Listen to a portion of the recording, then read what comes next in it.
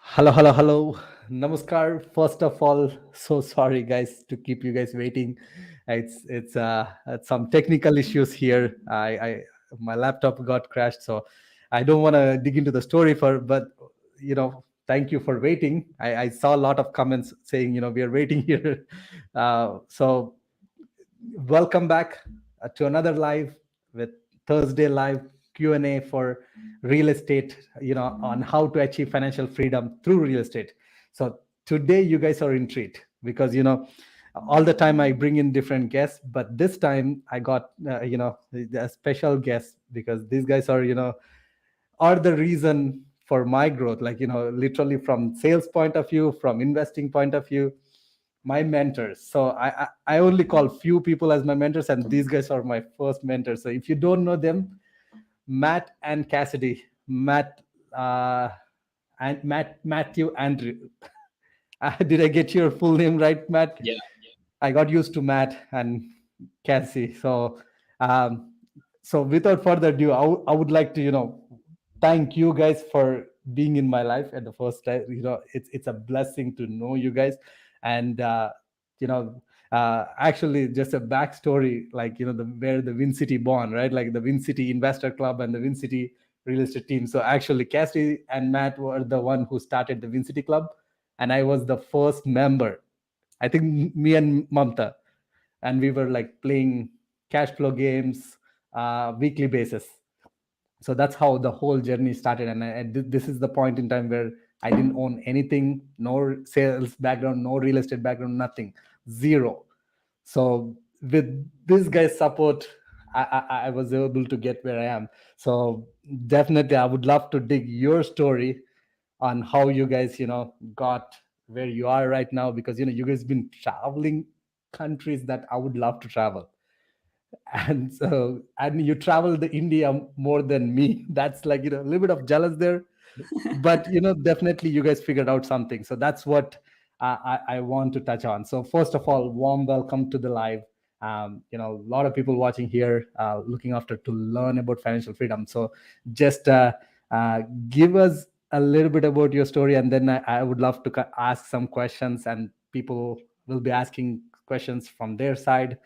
So Matt and Cassidy, thank you for being once again, and tell us a little bit from your side of story. Who are you guys? How did you guys started, and where you are currently? Sure. Yeah. Thanks for having us, Addie. It's always great to connect. And yeah, thanks for the amazing introduction too. It's been our pleasure, and yeah, really happy to have become really good friends with you guys and come to your wedding. And yeah, I look fondly on those days when we started the WinCity group, and yeah, it was just the four of us sitting at a table playing cash flow, chatting, Yeah. and yeah, look where it's grown to. That's amazing. Yeah. So yeah, just before we go into the full story, right? Like in a nutshell, where are you guys currently standing? Like from your real estate portfolio, from your lifestyle portfolio point of view. Yeah. So let's answer lifestyle first, because that's one of the ways that we think about our life and we think about our business. Is we always think lifestyle first. And that's how we started building our real estate business, and why we have a real estate business that allows us the lifestyle that we have is because we created it with that intention, thinking about what lifestyle do we want? How do we want to feel on a regular basis? So our lifestyle currently is pretty much exactly what we decided we wanted it to be when we got started in real estate, which is, a relaxed pace of life, living and creating on purpose, being out in nature often. So we're now living on Vancouver Island, and we've got a beautiful park close by that we can walk in every day. Really cultivating our relationship, which is really at the center of everything that we do, and our personal growth and our health. So yeah, all of these priorities are the container that help support what we do in our business. Yeah, and day to day, just working on projects that we find a lot of fun with people that we love to work with. Once upon a time, we were journaling what we wanted our day to day to look like, exactly like Cass said, living that lifestyle and getting to do what we want with who we want.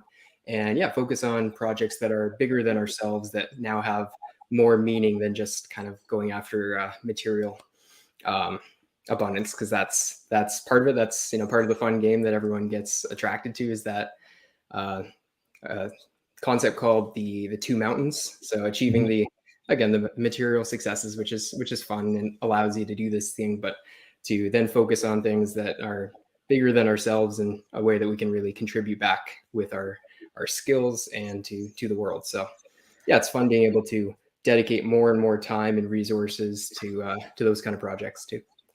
Yeah, So that's what I love about you guys, because many people talk about, like, I want this life, that life, but you guys are living that life. At least you're the only one I know personally, who are actually living the life and still continue to do that. So that's why, like, I wanted to ask so many questions. I'm pretty sure, guys, if you're watching and if you want financial freedom, even if that's your goal, this is the time. Ask your questions. What's stopping you? Ask your questions in the comments, so we will get to the questions. I'll start the questions first and then you guys continue. So sorry, Cassie, you're just about to say something. yeah, you asked about where we're at now in terms of our business. So I was Yeah. just going to tack on to that. So currently we're holding about 60 doors, and then we always have projects on the go, flips and other projects. But primarily we're focusing now on the more medium-sized multifamilies. And we've shifted we're always shifting the way that we work within our business to align with what each of us needs and what each of us is looking to do. So currently Matt's taking on most of the real estate side of things as I'm launching my relationship coaching business. And Yep. that's where my primary focus is on. And Matt's also working on launching an impact investing fund this year. So that's kind of what's on the horizon. And we're also on the lookout for some land out here on Vancouver Island to build our home and start creating a small eco village.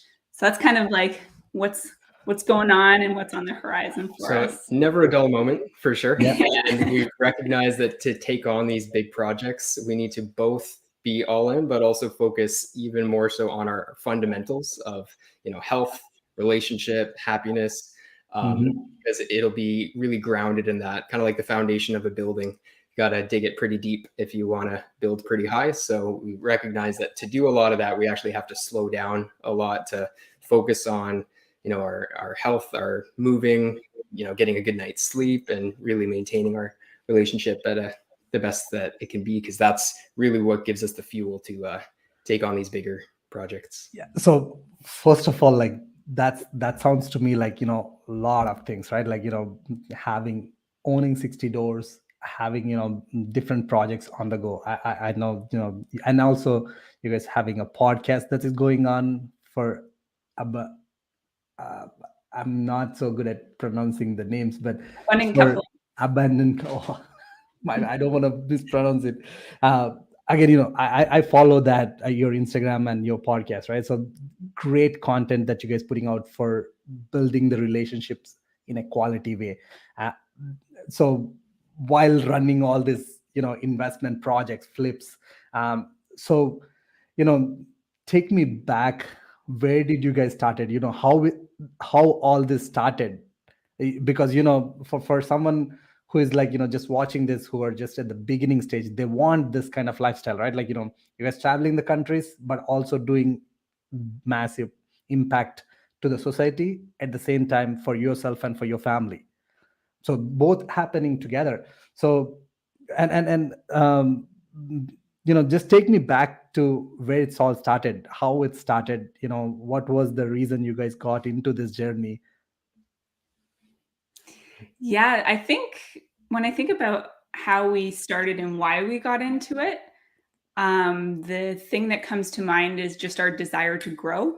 And I think that's been at the core of how we've created our business and our life is with that just fundamental desire to grow. And real estate investing we saw as a vehicle that would give us a lot of opportunities to grow and that would provide the financial security to be able to pursue other things that would allow us to grow. Yeah, we saw that, one of the key things that you need in today's society is steady income. And we realized, you can go the traditional path or you can go the more entrepreneur route. And we're, willing to try new things, take on a bit of risk and take on that extra responsibility that comes with it in exchange for having that just continuous flow of abundance that, again, allows us to focus on things beyond just the money aspect. So yeah, we got into real estate about 8 years ago. And at what age? Let's see. Well, we first started learning about it 10 years ago. So we were 18 19. Yeah. So we had been running a painting business through Student Works Painting. So we had the experience of being our own boss and what that was like. And we recognized too that going into the painting business, we didn't know if we could really do it. And that's kind of the same thing that we've seen throughout life is when you're doing a new thing, a bigger thing, sometimes, you don't quite know if you're going to make it, but you just kind of have to take that leap. And we saw how that worked with the painting business. And then actually we went on to go do a 6-month bicycle trip because, again, we love adventures, outdoors, spending a lot of time together. And I remember that story. Yeah, so we went, we had, we were, as we say, we were working all this time in our painting business, had tons of money, but like no time. And then we did the opposite. We went 6-month bicycle trip, had all the time in the world, a lot of fun, and just ran out of money. And so it was at that point that we made that conscious decision that we still want to travel, but we want to be able to go and then come back more wealthy than when we left, so that we didn't just end the same cycle. And that's when we were like, oh yeah, we learned about real estate. Maybe we should start doing that. So yeah, we skipped the part where we dropped out of school. Yeah. And then we went on a 6-month bike trip. Yeah. That's crazy, right? So what made you to skip the school? Literally, did you had any support when you started, like your family, your friends, or anyone that, who told you to do this, or how did that realization came in? Most people thought we were kind of crazy as well. And I think that's a good thing. I think you kind of want to break the rules of what you think people, what people tell you to think and how you should act. So yeah, when people think you're crazy, as long as you feel that what you're doing feels like the right move for you, it's usually a pretty good sign if people think you're crazy. And then those close to you will usually come around and see it maybe many years later. Oh, okay, I get it now. Or if it's not a right fit, maybe you find some new friends or people that you grow into relationships with those people that are on the same path. Yeah, exactly. Mm-hmm. Yeah. So at the time, we didn't know anyone other than Corey McKinnon, who we had a relationship with through their painting business at the time. He had just retired at the age of 30 through real estate investing. So that was the first kind of exposure that we had to real estate investing through a personal relationship. But other than that, we didn't have any family or friends that were doing it. But we got an ad for a free seminar with Rich Dad, Poor Dad. And we went to that. And then $30,000 later, we got training and yeah. Yeah. So, we had basically. Sorry, I want to stress on that. Touch on that point a bit. So you guys spent $30,000 on education. Yeah, that was about 200% of our net worth at that point. And we just kind of went all in. Because we saw that while we dropped out of school, we've continued our education in different ways that we find more practical to our life, our goals, how we want to live. And what's interesting to us. Yeah. So again, at first that was a lot of finances and investing, and then relationship and health and all the other things. We find that anywhere that you want to grow, it's worth taking that initial investment. Just like we want to invest in properties and other investments, we want to invest in ourselves the most, because we found that's been the highest return. I'm noticing a bit of an echo. Perhaps we unplug this. It's good on my end. Does anyone feel echo? Guys, let me know in the comments. Someone mentioned that Matt was a bit of shy when he was Yep, able. fair enough. I'm a little camera shy. I'm working on my. I'm more of the extrovert, Matt's more of the introvert. Yep. Yeah. That's always with any couple, right? Most of the couple. Exactly. Sure, yeah. And you guys been together since you started the journey, right? Like, yeah. So we've been together since we were 16. So wow. almost 13 years. Yeah. That's not so common in North America. No. So,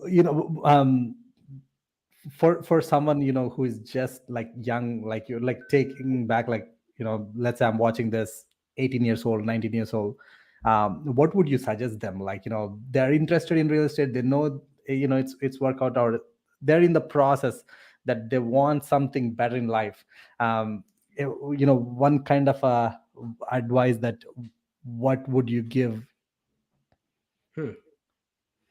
Yeah, for someone great. younger, right? Like, just I think one thing that comes to mind is like making the priority developing a self-knowledge, a self-knowing above all else, because you might think that real estate investing is the thing you want to do, and it might be a great path forward for you, but not necessarily.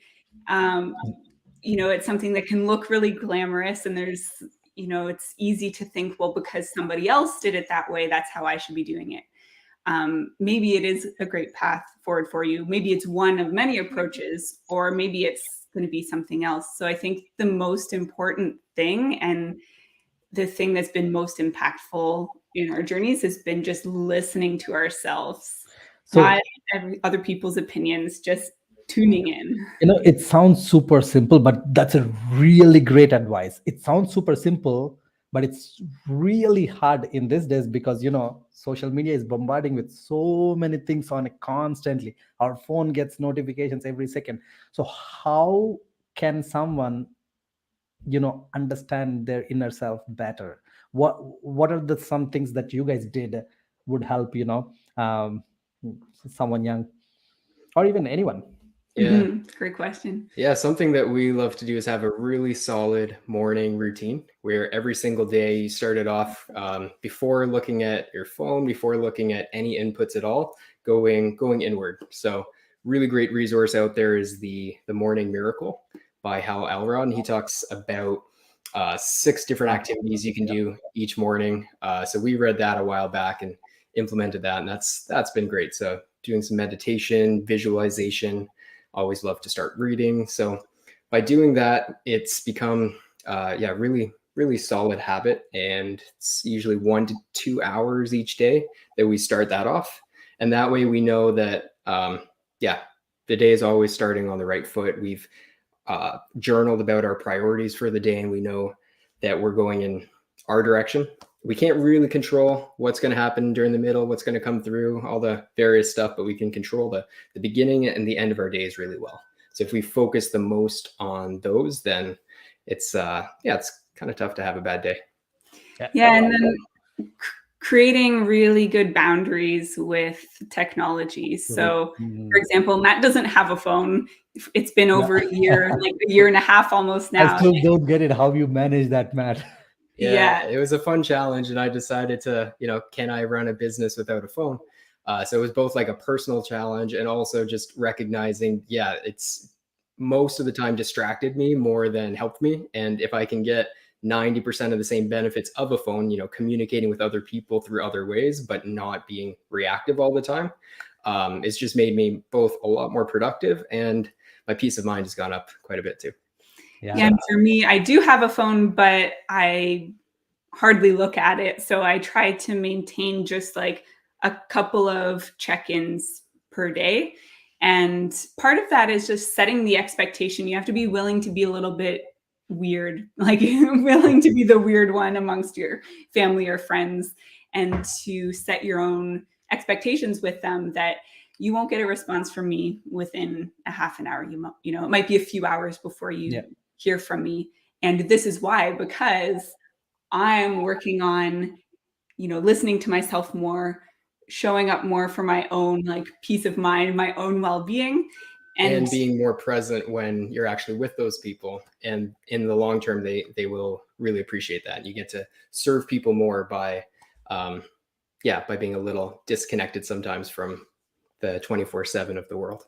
And they might be a little weird, but when you are really practicing that and then they see the impact and they see that you're in a better state or whatever other benefits you're having, then you'll actually end up being an inspiration for them. And then they might go, maybe I'll try that.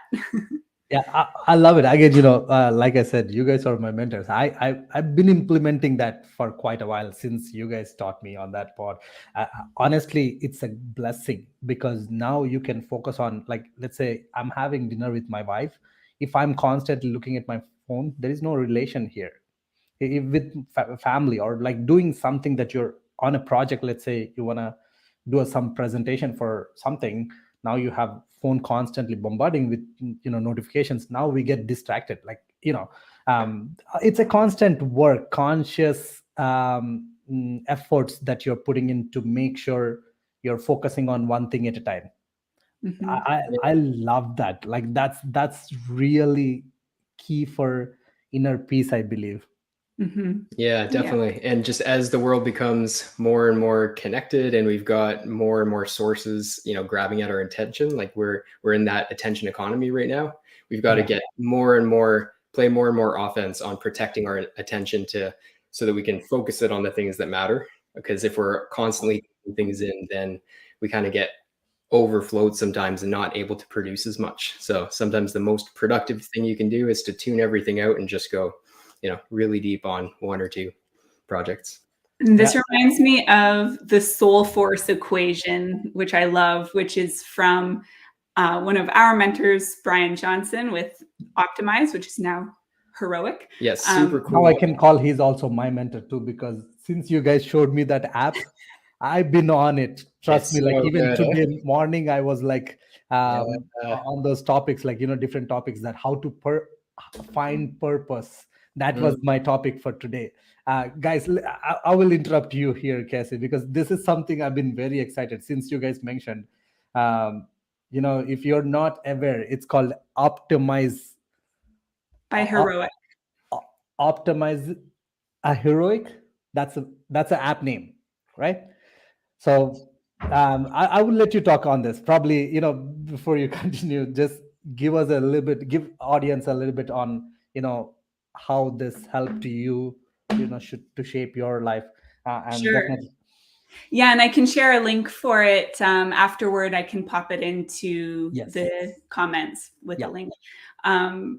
Optimize has been like really a huge tool for us for the past.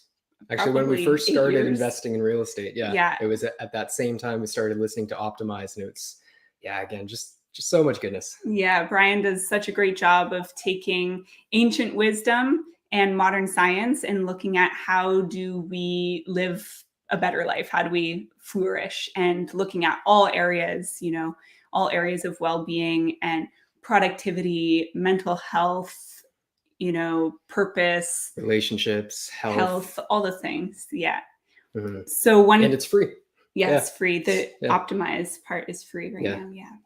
So one of the things that I love from Brian is the soul force equation. And that is soul force equals your energy times your ability to focus times what's important now.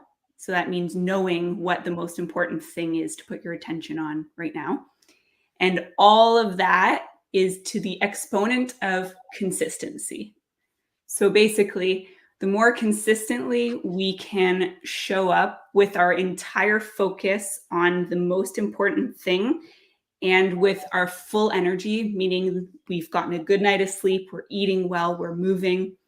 If we do that consistently over the long run on the most important things, we just keep spiraling up. And what he calls stringing pearls, right? Stringing these great moments where we're showing up more and more consistently as our best selves. And that's kind of the whole game Yeah. And by using that, you can see the time is just one aspect of it. And you can, throughout all of that, you can find how to actually get way more done in way less time. Because if you focus on the other variables, on being fully focused and present and focused on the highest leverage activity, you can get way more done in way less time, which has been kind of a fun game for us too. Yeah, honestly, that's a game changer, right? Like if someone who can understand what Cassie and Matt just mentioned, that's a really powerful. I strongly believe like that's one of the best way to optimize your life in a shot. Love it, love it. Let's take some questions. Further, we continue here. Syed is asking, do you buy properties under corporation or personal names? Yeah, great question. We do both. It depends on the setup, the structure, if we have investors on projects or if we're doing it personally. Now we invest pretty much exclusively under corporations, but we have done in personal names before. Again, doing so such that we're optimizing for taxes and we're adding some protection there as well. So if we're bringing other people's money on board, then collectively we incorporate together and we purchase a property with that. And right now we're focused on doing a few flips each year. And so we've set up an active corporation to do the flips. But when we were starting out, at that point, it didn't make sense for us to open up a corporation just yet. And it's more challenging to get financing. It can be. Yeah, so we started out with simple joint ventures where our joint venture partner was able and willing to be on title and apply for the financing. And then we'd have a joint venture agreement between us and them. So that was a way we found worked well for us to start out. That's a little bit more simple. Yeah. So that actually reminds me, I want to ask a question here. But before that, let me give a disclaimer. Guys, we are not professional accountants or anything. Definitely reach out to your accountant. And also my personal suggestion here when it comes to corporation personal, because every personal income is different. You're standing at some position. Maybe you have a already way higher personal income. Maybe corporation might be better option for you. But if you don't have any personal income, maybe having one or two properties or a couple of properties on personal with the right, mitigation of the risk by having right insurances and all, life insurance, all those things, personal, having a couple of properties on personal does make sense. And also incorporation, definitely one of the best way where you can leverage of, you have like, you can tax defer and use for your advantage to grow faster. So there's a lot of tax advantages there, but definitely reach out to your accountant. And then that brings back, when you talk about your JVs. So first of all, because you guys dropped out from school and you didn't had any formal job, you had a painting business, but the money you already spent on your education. Yep. So how did you guys start it? Yeah. Well, a really great resource that we found was this book, Money, People, Deals. And it basically taught, in order to get any deal done, you need those three things. You need to find a really good deal. I think most importantly, you've got to have the team and the people to get that deal done, your power team, your awesome investor realtor, and everybody else that's involved to get that together. And then you need to find the money. And if you can find two of those things, then it should be easy enough, or simple enough, maybe not easy, but to find the third. So for us, we were willing to do the work. We were building a team. Back 10 years ago, there were deals everywhere to be found. We just didn't have the money. So then part of our training was, well, who does have money? And my parents had a bit of money that they had access to. So I said, hey, mom, dad, you want to invest with your dropout son? And actually they were excited because they were just about to finish paying off their mortgage on their house. Yep. And then we came in all like, no, I want to put you in some more debt. Yeah. How about you refinance that and we'll invest it for you? So how was their reaction? Because, here, like you guys were 19 at that point or 20, and you guys were presenting these deals. So did they accept right away, or what was the, thought process there? What happened? Yeah, at first they were like, Yeah, no, I don't think so. No thanks. Yeah. So it was actually a good 6-month process. We've 6 learned months not to take process. no, for a final answer. It's just like, no, not right now, or you haven't convinced me yet. So like, okay, well, let's go do our homework. Let's go actually find out if there are good investments, and if borrowing at 3% to go make 20% makes sense. How can we build in buffer, all the protect the downside, and then also look at all the upside. So during that time, we still had we didn't know where we'd be able to get financing from, but we went and looked at properties and ran the numbers on every deal. Like, we just got our reps in.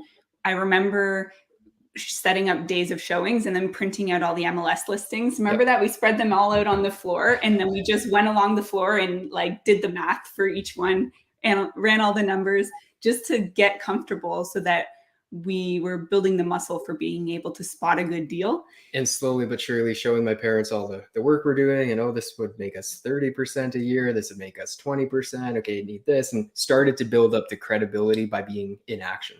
Yeah. Again, that's a really, really great story, because, I've been asked by many young people, hey, I don't have money. Where do I start? Right? Literally from your story, what you guys did is like you educated yourself, and you've been constantly taking actions, looking at properties, analyzing deals, making sure, you know people who can take care of like building your team, and you're constantly doing that. So it took 6 months, or, who knows, maybe it might take 1 year, right? But when people see you are constantly taking actions and you're enthusiastic, you're in it completely, people will buy at the end. And that's what happened with you guys. Now look at, like, so you never had any job and you never had any credit, but you built such a good portfolio, allowed you to be financially free, guys. So if you're listening, this is the take home message for you: learn and take actions on what you learn. Yeah, even if you can't see how it's going to work out, like at that point, we had no real reason to be confident that we'd be able to buy our first deal. But we were just like, well, we're going to do it. We're going to find a way. We're going to get creative. And, so just get in action. And the world starts to open up to you when you are in action. Yeah. And there's a great analogy to, like, if you're driving across the country at nighttime, you need to know where you're going, so where you want to end up. And then aside from that, all you need is to see, 50, 100 feet in front of you with those headlights. You don't need to know every single step. You just need to, take the next action and know where you want to end up. And the rest eventually works itself out. Love it. So let's take some questions here before I continue with my questions, because I don't want to audience to feel that we are not answering the questions. The questions already bombarded here. So I see the invite to Vancouver. I would love that. Yeah, we'll hop on the ferry over there. That would be fun. Yeah, so they're already in Vancouver, Vancouver Island, right? Yes. Oh, Aditya, I was in Windsor last weekend. Sorry, buddy, I was not in Windsor last weekend. And my office, I learned from Cassidy and Matt a while ago, taking time for myself and my family. So I don't work in weekends, and same as my team. I mean, my agents do work, some of them, but not, my office is closed in the weekends. So definitely, if you're calling in the working hours, I'll put our email and phone number in the chat. Definitely, my assistant will answer immediately, and set up any appointments. Definitely more than happy to meet up or talk. Me or my team will be happy to help you. Oh yeah, Cassidy looks like extra. When you go through the refinance, do you often break your term contracts early and bite the fees, or do you feel the being patient and waiting for 5 years term isn't really a big deal? Great question. And yeah, I always love to break these down if it can be as simple math problem as possible. So for me, when I look at that, we're kind of comparing two things. We're looking at the fees and we're looking at the opportunity cost. So to me, generally, I like to see about a 1-year payback. So if there's a refinance fee, let's say of $5,000, but then I can go unlock, let's say 200,000, and I can go, maybe invest, and the spread between my interest rate and my investment rate, let's say, is 10% for easy math. I'm going to pay $5,000 now and then make $20,000 a year off of that. So in that case, I would. We've had times where our refinance fee is a lot higher than that, and it's only 1 year, so it might not make as much sense. But that's usually the variables that I look at, is what's my conservative opportunity cost versus my investment, so to say. So you're going to invest in the fees, and then your return is going to be whatever difference you can make between your borrowing and your investing. So yeah, I like to kind of boil that down and make those kind of decisions as simple as possible. And that's one of the things I enjoy the most about investing, is coming up with decision-making frameworks. So that's something I have a lot of fun with, and that's my framework for refinances. Well, and it reminds me too, on that point, of the flip project that we're just wrapping up right now. You had two good private financing options. Yep. And comparing them, one had an open term. Yep. And the other one had a bigger fee for breaking the term.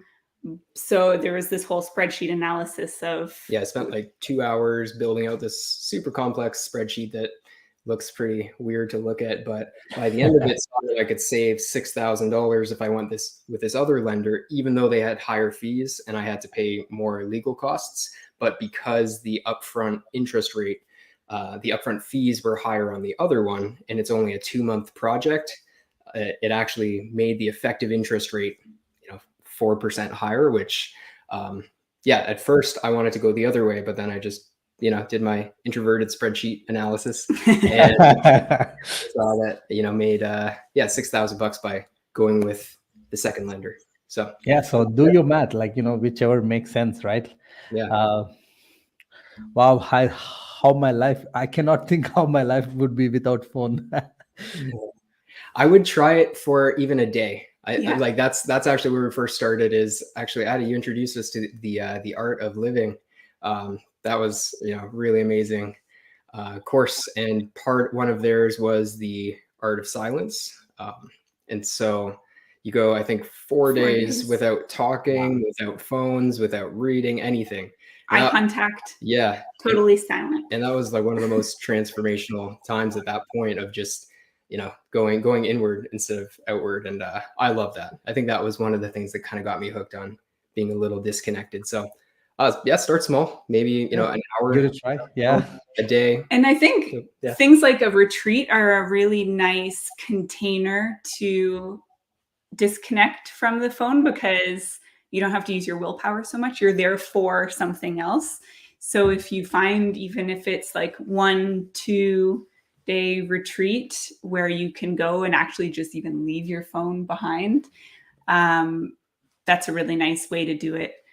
Yeah, and that's a good point about willpower. Is it's I think really important to try and take willpower out of things as much as possible, to make it really easy to do the things that are best for you. And again, sometimes that takes upfront willpower to maybe develop the habits or the restrictions or the bright lines of when you work, when you don't work, when you're available or not. But then eventually doing the things that are best for you just becomes automatic. And that's great, because then, you can use that willpower for your next project. And that's called Bliss. I love that word, discipline. When discipline. When doing the thing that's best for you is also blissful. So bliss plus the easiest. Yeah. Discipline. Love it. That's the thing, right? Like, you guys are tricking your brain, like, hey, this is something that it's gonna help you then more than do in the opposite way. So just you tried, right? Like, one thing that I love about you guys is like you're not afraid to try. So you're like, you went on those education course or went to that 6 months trip. It is dangerous for me. Like, it sounds like going on a trip when you're 20 years old or 19 on a bike trip, like just for 6 whole months, like with no plan. No plan, and don't know where you're gonna sleep, don't know what you're gonna eat.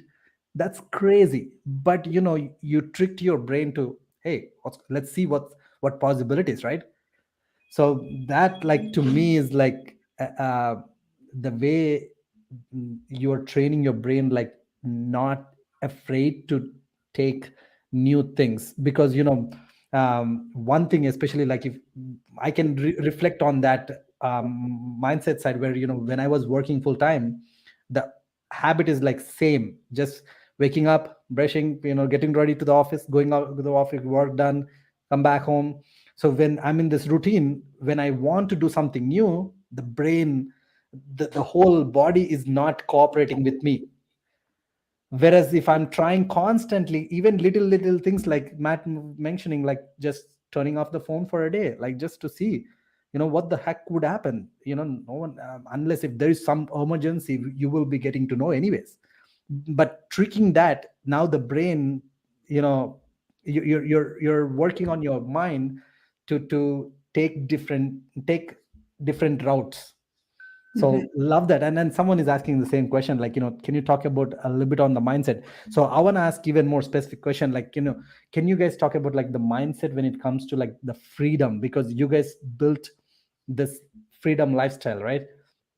So first of all, like for someone who is like in a day-to-day working life, just going for 9 to 5 job, but they know that they can do better in life, but don't know how. So how do you think the mindset, like what kind of mindset would help them? Yeah, so we always love to start thinking really big picture. So rather than getting caught up in how you're going to take your next steps, taking a big zoom out back and thinking about, if I were to wave a magic wand, and this is a good, like, get your journal out, turn your phone off, hide it for an hour and sit down and just write. If you wave a magic wand, if I could live my perfect day, what would it be like? And just write it out, describe that whole day, and then describe how you would feel, like what it would feel like ideally for you on a daily basis. What kinds of experiences do you want? Who do you want to be around? How do you want to serve the world? Like just write out in detail and really see, like, what would that look like? Like, let yourself dream, give yourself that container of time and space and the permission to just wave the wand and dream. So always start with that, because we can do so much more than we think, but first we need to be able to see ourselves doing it, to be able to take the steps to make it happen. Yeah. And this is where, again, carving that time out becomes super important to, start doing things a little bit differently than you've done before. And oftentimes it doesn't need to be a crazy amount, like, yeah, just 1 hour, just stretch your comfort zone a little bit to, and like investing that time into your future. So it's crazy how often we've done this and just kind of forgot about it and, wrote, journaled, and then we come back, we've got bins full of journals now. We look back and we're like, oh, these same things that we're living right now were just ideas once upon a time when we did that, a few years back. And that's also one of the reasons why we love to travel a lot too, is because it changes up that routine. Oftentimes being in a different environment, has massive impacts on your subconscious, which is why we make it really important to be in good environments, because the environments give you inputs which lead to thoughts that you'll have, lead to those emotions, which ultimately lead to the way that you act and the results that you get. So literally by changing your environment, you'll get different results because of that manifestation process of going from what's coming into your mind, your subconscious for the most part, and then how you end up showing up in the world. And that doesn't mean you have to go on a Yes. months-long trip to Bali or Thailand or wherever. Or Maldives. Yeah, that's great, but that's not always possible or feasible. Not that it's not possible, but it might not always make the most sense. But even finding a park that you haven't been to that's maybe just a half an hour drive away, or and spending the day, pack a lunch, go spend the day at the park, bring your journal, take a walk, do some writing, see what happens. Just putting yourself in different environments will help you to start thinking outside of your current reality and seeing what else might be possible. It's actually what I was doing right before this. I was just down at the park by the ocean there and actually listening to Optimize as well on purpose, which is funny because you mentioned that. I was like, I was just listening to that. So that's part of my daily habit is do that. Get out in nature, get into a place where I feel, really, really connected and grounded, and, get some good inputs, because that's, the first domino to the rest that kind of line up in taking action on the things you want to.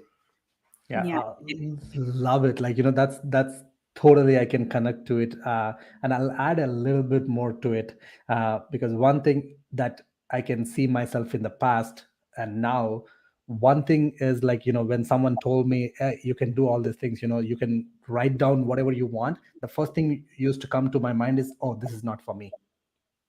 Yep. I used to stop myself, even allow me to think those, there's possibility of more in life. I used to stop myself, oh, I don't have this, or no, I'm not that kind of rich family, or so many no sayers in my own brain, right?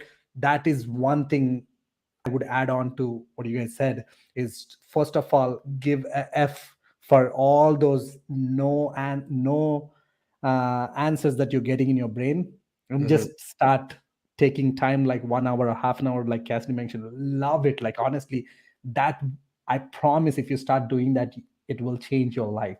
And it did for me. Like, honestly, that's a great advice And for anyone. I want to add something to that, Addie. It's so great. I love that you brought that up, because it is great to recognize, like, when we start thinking about trying to change our current paradigm, right? Like, to do something different than we've ever done before, it's going to feel uncomfortable. Yeah. And that's not a sign that something's wrong. That's a sign that you're doing something right. Like, move toward, lean into that discomfort, and those voices will come up because it's uncomfortable to change. And then also recognizing those voices that come up that tell you, like, no, that's not for you, or, oh, that probably wouldn't work, or whatever it is. They're actually, they developed to try to protect you. Probably at some point in your life, that same voice that's telling you can't right now was helpful in protecting you in some way. So we don't want to fight these parts, right? We don't want to fight the parts of ourselves that feel like they're keeping us stuck, or, keeping us limited. We don't want to try to fight, resist them, or ignore them, shove them aside. We want to look at them and go, okay, I hear you. And that might have been helpful in protecting me in the past. And right now I want to try something a little bit different. So maybe you can just step aside for 1 hour while I'm using the magic wand, and let me just see, let me just write it down. Doesn't mean I have to do it. Like, just having that curiosity and really welcoming those limiting voices rather than fighting them, saying, yeah, I hear you. Like, I hear you. And maybe just step aside for 1 hour. Yeah. Right. Yeah. Love that. This kind of discussion, you rarely get a chance to discuss, because, it's not many people talk about this. There is a lot of real estate ideas, real estate content out there, but the mindset, I think, once you're with the right mindset and what you're going towards, when you have that clarity for your inner self, it's easy to take the next steps, because now you're enjoying it further. So, yeah, and it's part of your identity. It's kind of who you are. And when you come from an identity perspective of, oh yeah, I am, an investor, or, I am, someone who, lives on my own terms. When you come at it from that perspective, it's a lot easier to take those actions. And Olympic athletes, they say at the top level that, consistently they'll say it's about 90% a mental game.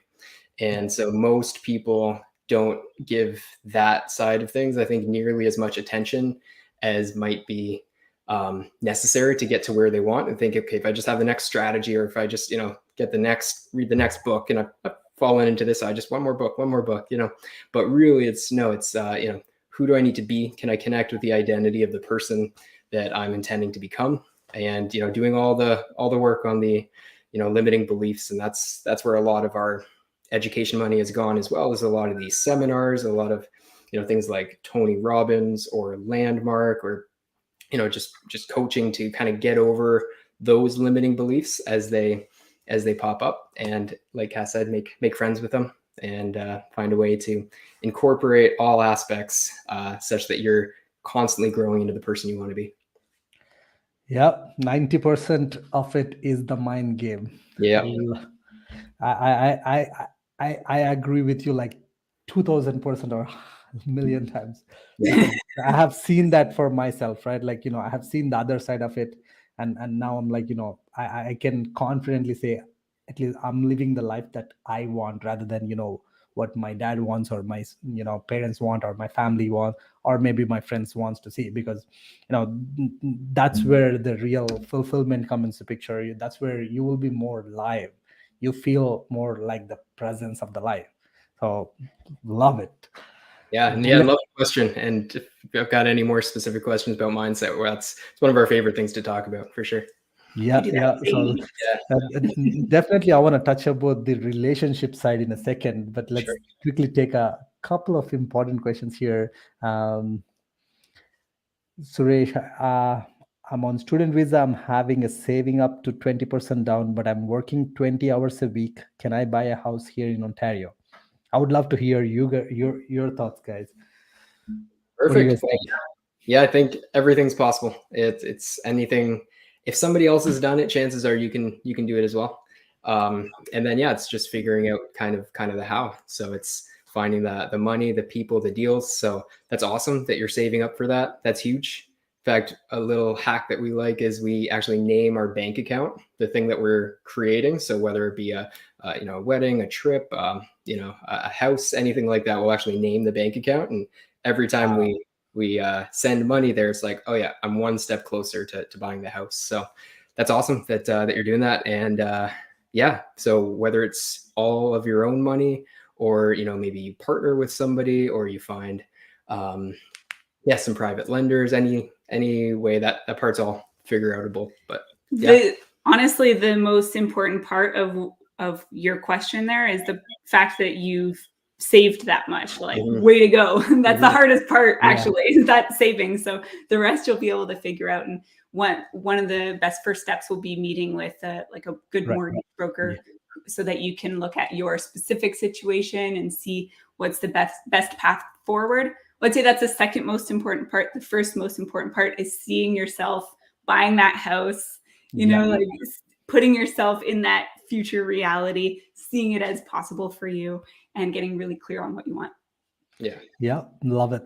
And Karthik, I'm at age 22 as a realtor. Is it a good idea?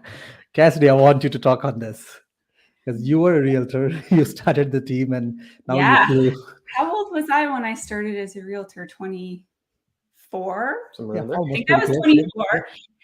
And when I was 24, I looked like I was 16. Yeah. I actually had I had somebody say to me that I ran into when I was doing a showing with some clients in a house. Somebody else who was in the house asked me, like, they were surprised when I said that I was the realtor, and they were like, "Oh, they let you do that when you're in high school?"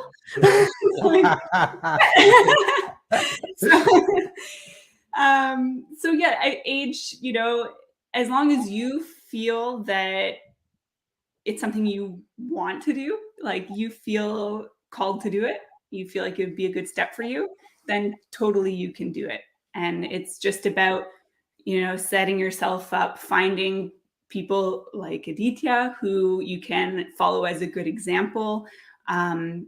There's so many resources out there for having success as a realtor. So I say, don't let age stop you. As long as you have the desire and the willingness to learn and work hard and keep growing, then I'm sure you'll be able to crush it. Yep. Yeah. Love it. Looks like I missed some question here. Okay.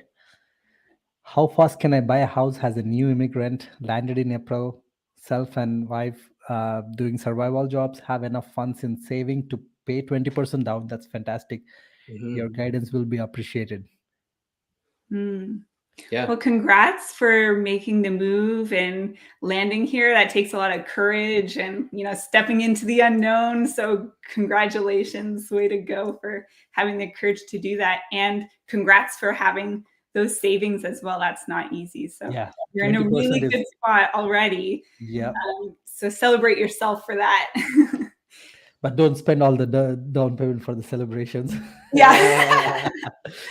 Yeah. So, like you were suggesting, right? Like the suggestion is here: go talk to a professional, realtor, and the mortgage person. See what's possibility. Can you qualify for a mortgage? If you can, then get that process going because you already have the down payment. That's a big key. Many people in this country, I think 80 to 90% of people are not buying an investment property or primary residence that they would love to live in because of not having enough down payment. Yeah. So if you already achieved the biggest task, so the next thing is you need to learn what's possible for your current situation, and you need people to help you along the way, so that because you're still new to the country, you need to know which locations you want to buy in. Oh, looks like his next question is already like, I'm currently in Toronto, looking for either suburbs of Toronto or Calgary. Yeah, so probably that's your next steps.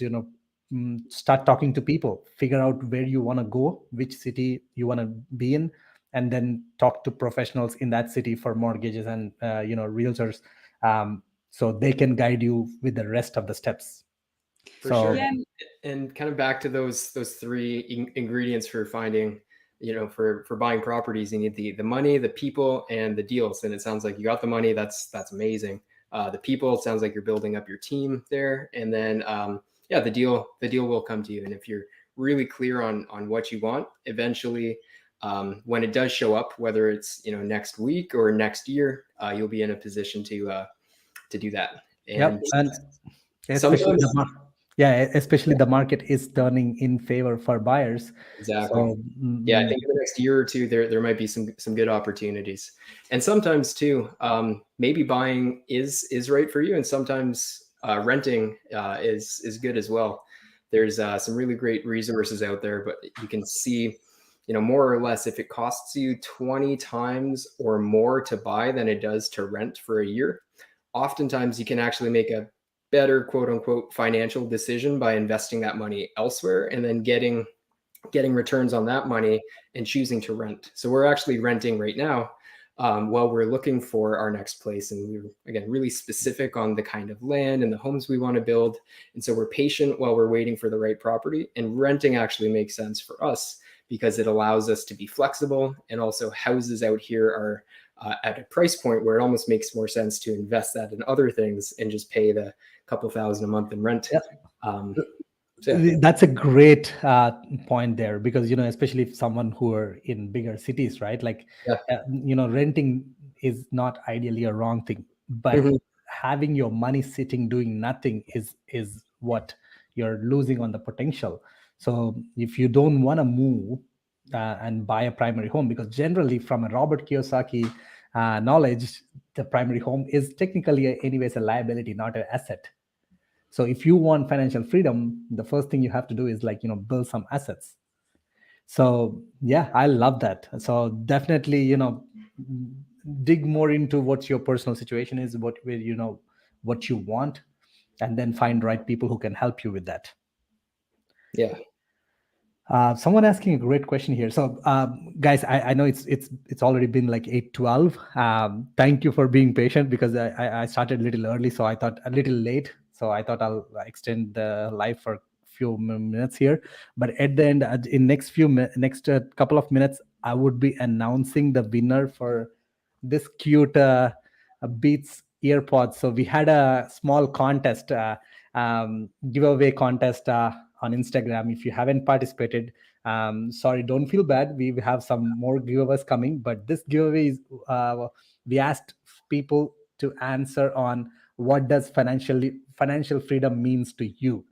So we got like ton of, I think 100 plus comments about what their thought process about financial freedom, what they mean, and we actually picked one winner.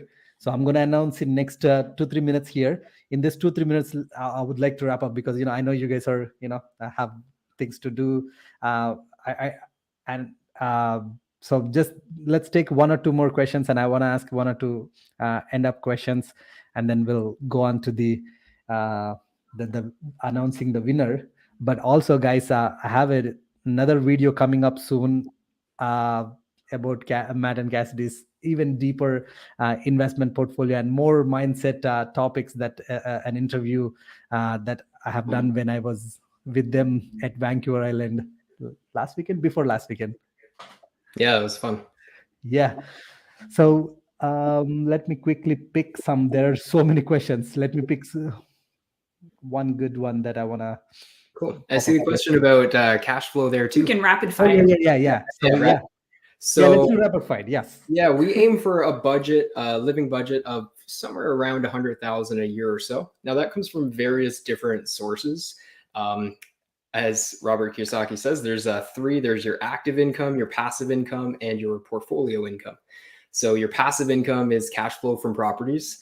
Again, with current prices and interest rates, it's a little more challenging to make super large amounts of cash flow without a huge portfolio. And it's actually not as tax efficient in Canada. It's taxed at active income rates. So we focused on more business income as well as continuing to grow and acquire more assets that eventually go up in value, and the cash flow allows us to hold those properties. So again, we target our annual budget around 100,000, and we're looking to actively make 2, 3, 5 times that if we can. Yeah, and I'll just note that if you want to dive a little deeper into this on the whole topic of financial integrity and like how to align your finances with your vision, we have a couple of pretty in-depth podcast episodes on our podcast, which I think Addie's linked in the description here. And so put the link in the description, also link in the comments as well. So make sure you check out that podcast because I personally love it. Like because you guys go very deep into relationship, deep into financial, how to build together solid financial stability and all those things. So love it. Yes, for sure. I'm gonna put the link, guys. Make sure check it out. Yeah, to Cass's point there, it's really about the financial integrity, spending on things that you value. And so, it means maybe being a little more frugal in some areas and then spending, happily and guilt-free on the things that add the most value to your life.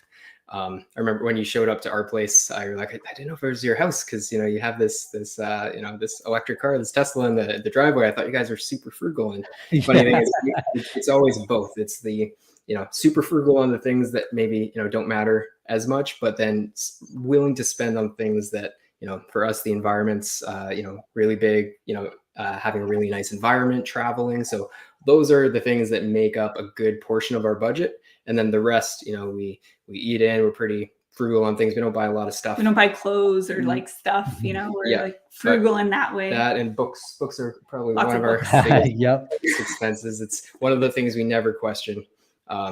Also a really good return on investment. If you can spend $20 and get a life-changing idea, it's pretty good. So spending on the things that matter. Sounds good. And so for next 2 minutes, let's go rapid. Try to keep it in like 10-20 seconds. So Rohit asking, what's the percentage of returns we can expect if we invest in the real estate fund? How does that works? Awesome. Yeah, well, I don't think I'm really allowed to talk about it publicly, but I would love to connect a little bit more. Anytime that we invest in things, we always like to target minimum, super conservatively, 15%, which is a double in 5 years. But when on the aggressive side, when we, protect the downside and we focus on the things that really work, we've managed to get 40% plus return. What's the best way for people who is interested in, learning more about your funds and, maybe a couple who wants to, get some education from you guys, because, that's one thing I see you guys like, living together and living to know each other solidly and like, having that prosperous relation. Anyone, people, how can people connect to you guys? What are the best sources? I know you don't want to use the phone and I don't want to give out that, but social media or any, what's the best source? Yeah. So anything when it comes to coaching or relationships, that's all through Abundant Couples. So I think the link for the Instagram is down in the description. It's at Abundant Couples or abundantcouples.com. And then if you have more specific questions related to like real estate fund or anything like that, probably emailing you would be best. Yeah, Right? I'll put my email somewhere. I'll send it out. Maybe Send it out. I'll put it in the description. So I'll make sure it's in the description. Awesome. Yeah, and I always love connecting one-on-one, and we could set up a time to chat. Perfect. How do you promote yourself as a realtor in initial days? Cassidy, I love you to answer that. Yeah, great question. So I didn't really have much of a network when I started because I moved away from Windsor, and I didn't even actually grow up in Windsor. I grew up outside of Windsor. So we said, go to a networking event in Windsor. We're like, okay, let's go to some real estate networking events. And there weren't any. And so that's where like, okay, we should create it. Exactly. So that's why we started the WinCity Investors Club, because I saw that as a good way to build a network. So if you can't, you either tap into an existing network or build your own if you can't find one. And then also focus on a specific type of client you want to work with. So I focused on investors, and then investors found me because I was very specific who I want to work with. So whether it's like first-time buyers or even a specific type of people you want to work with, right? Families or whatever. Creating a niche. Yeah. Mm-hmm. Yep. So I'll add on to that, like, going for networking has definitely helped me a lot because, that's how I started. And along with that, try to use the social media as much as possible, because nowadays, social media is a gold mine.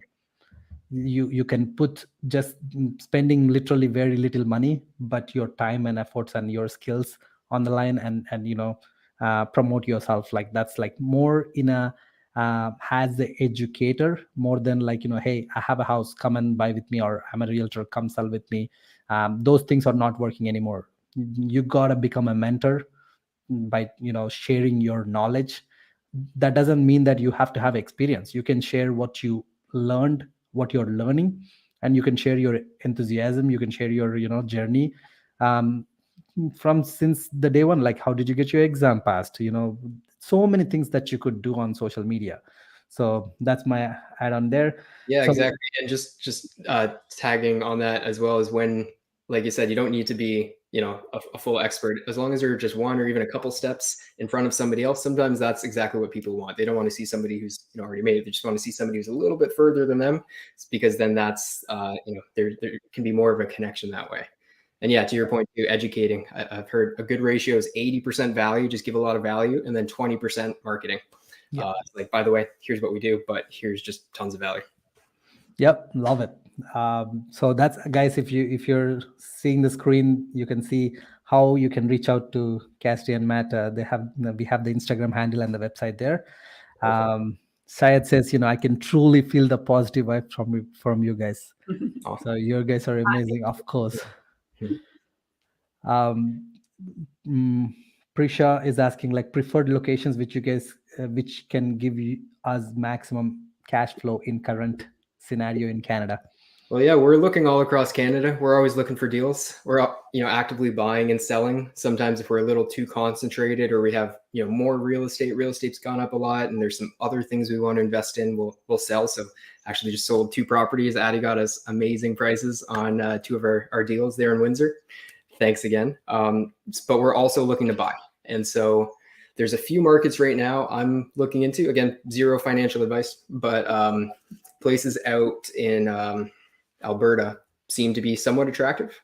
But at the same time, it's a risk in investing out of town. Yeah. It's a whole process. The main thing is, like, know your math, like get really good at analyzing deals. And then you can look on the MLS, you can look across the whole country and just start looking, casting the net wide there's more to factor in than just the cash flow also. Yep. You want to factor in the growth of the city. How easy is it going to be for you to buy and manage from where you are? There's lots of other factors to consider too. Yeah. And really in real estate, the long-term wealth we found is built through equity. Again, easier said than done in a super appreciating market, but the cash flow kind of allows you to hold on to that property long enough to build that equity. We might make, thousands, tens of thousands of cash flow here and there, but it's, by owning buildings all across Ontario and building a portfolio that tenants are paying off each and every month and slowly going up in value, that's where the majority of our wealth has come from, is the equity. But cash flow is key to allow you to ride out any market cycles that you might be going through. Love it. And guys, actually, you bring up a good one like Calgary. We have actually 2 very good pre-construction projects that are starting prices are like 237,000 a condo starting price. And you can start with like as small as like 5% down on one project, 10% down on another project, which is like less than 40,000. And the closing is like in end of 2023 to end of 2024, sometime in between that. So if you guys are interested in Calgary, some pre-constructions, definitely send us an email or give us a call. I'll put the contact info in the description and on the chat. So that might be interesting. Yeah. So I'll definitely send you as well. So and Funny is asking, like, do you guys invest in US? If yes, what's the difference you observed between Canada and US? Great question. You can put it in a short. I know it's like I took so much time from you guys. I don't want to. We invest indirectly in the States, so we actually buy into projects of other people. So we both, raise money on our own projects, and then sometimes when we have extra cash, we're looking for projects, and there tends to be often more deals in the States, but it is a little bit more challenging to do all the cross-border. So I haven't actually done it personally yet, but there are some other funds that I invest in, and our fund will be investing in the States. So through that, we've got some exposure to some different markets down there in Texas and Arizona, Florida. Perfect. So sorry guys if I missed any more questions. I know there's like so many questions. Definitely maybe I'll pick your brain once again. Maybe we'll do another live in coming months. Guys, thank you so much. This is like really wisdom, and I'm fortunate to have that wisdom from the day one, knowing you guys. So definitely thank you so much for the impact you guys created. It's truly blessing to know you guys. So thank you. Well, thanks, Addy. It's our pleasure. Final the announcement for the winner of this Beats AirPods. So there were like hundreds of comments and so good answers. It was really, really hard to pick one right one. The team has selected almost like 8 or 9, and we have to have a poll within our the team, and how many votes, and majority of the votes went for one person, and that's let me pull up the name here. Shobha Mehra, Shobha Mehra, Mehra. That's her comment, and she commented, here's her what freedom means to her. Freedom means to me the ability to make mistakes, to learn freely from them, to earn an honest living, and to realize my dreams. As a woman living in a society that still expects me to just stay at home and cook for my family, freedom is a breath of fresh air. The reason why freedom means a lot to me is simply because it enables me to work for the life I want. Thank you for the opportunity to answer this. Appreciate for participating in this giveaway. Honestly, when I read that, like I literally had some tears in my eyes. That's beautiful. That's so powerful. So Shobha, if you're listening to this live, my team will reach out to you. If you're not listening still, congratulations. So powerful. And guys, also in this live, just in the comments, let us know what freedom means to you, because when you type in, like Cassidy and Matt was mentioning, you're allowing yourself to talk, writing down. So let us know in the comments. Guys, thank you so much. Have a wonderful evening. Definitely all the links and everything in the description. We'll definitely have you soon. So yeah. Pleasure. Thanks, Addie. Bye. Thank you guys, everyone. Have a wonderful evening.